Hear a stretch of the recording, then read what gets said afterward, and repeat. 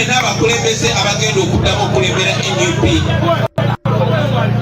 tubasaba mugende nga mubuildinga on to the next generation tusobole okukola bino ebintu ng'abaagala ensi yaffe kyetukola si kyaleero we are building this institution to outlive us twagala tukomewo wano emyaka ani oyo yawoogananga nga tuwubaka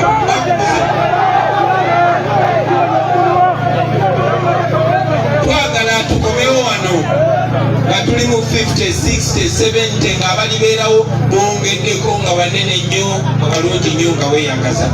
But for now tusinzire wano tukole emirimu egyetaagisa okukola.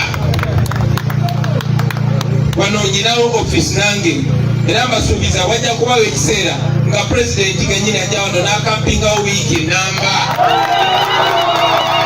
baffe babeerawo wano tetupangisawo waffe waka so tuweererezewo ebintu abakulembeze b'omu Busoga musinzire wano mu kudinetinga Busoga yonna tulina obuwagizi bungi nnyo wano twagala obuwagizi obwo nga bwenkanankana n'abakulembeze be mugenda okuleeta.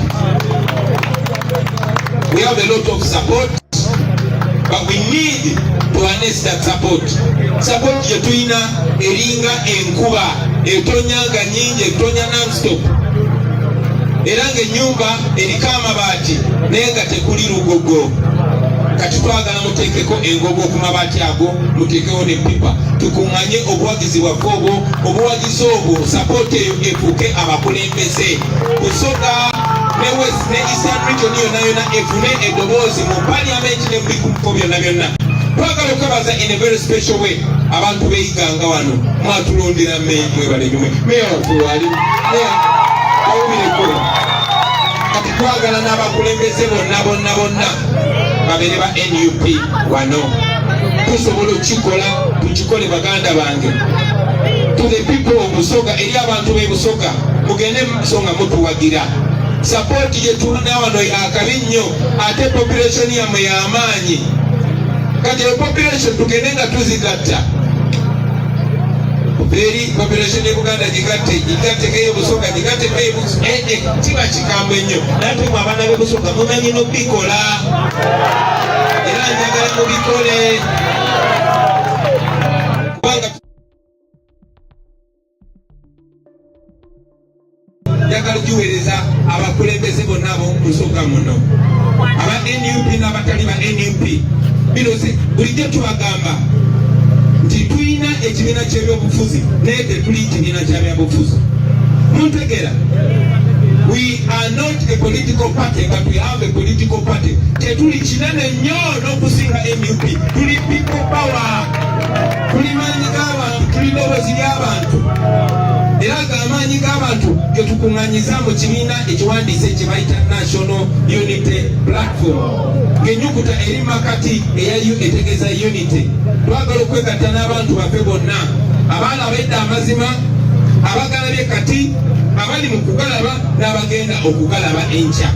Njagala okubaweereza mwenna obubaka nebaza bonna abagenzi batwegattako naye waliwo omuntu gwe njagala ennyo mwe abasinga e Busoga mumuyita maama naye nze muyita senga kubanga senga wange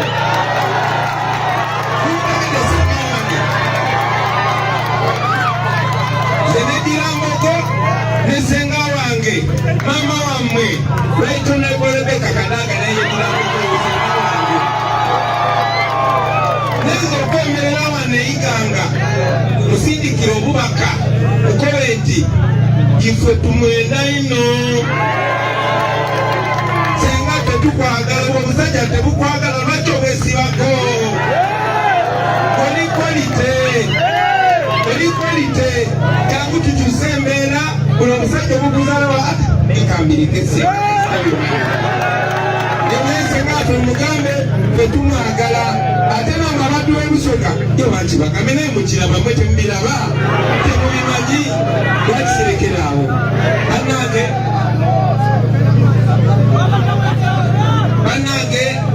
tubagala nnyo tuze wano okubalaga okwagala okw'amaanyi twagala abakulembeze wano basibo ne bannyabo ekisemberayo ddala twasaagadde ekibuuza bwengisoosa mujja kuba embeekulo mukimanyi nti sazenzeka enabadde nzija wano nagende first lady titugenda kugulawo kitebe kyaffe ebusuga ne mugamba naye wayinza okubayo tiyagasi naye mbadde nsaba omperekereko mama nakkiriza okumperekerako mama ewamunaniza kubyamulamu naye kabojja owulire omulangi obabuzekono babuza nti koddeeyo